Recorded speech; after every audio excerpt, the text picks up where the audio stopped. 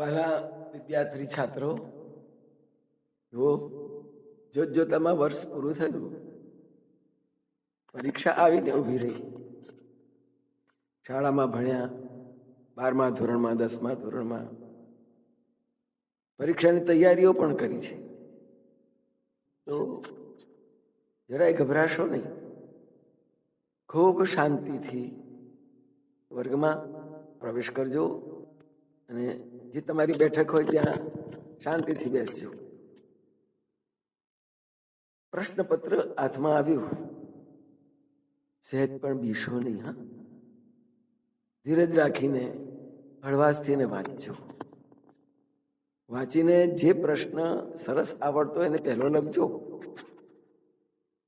એ લખતા લખતા બીજા પ્રશ્નોના જવાબ પણ મગજમાં આવી જશે.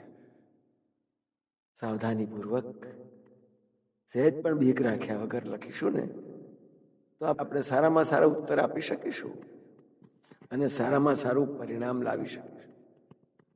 તો પ્રશ્નપત્ર હાથમાં આવે ને લખવાની શરૂઆત કરો ને, 4 વખત નારાયણ નારાયણ નારાયણ સ્મરણ કરી લખજો.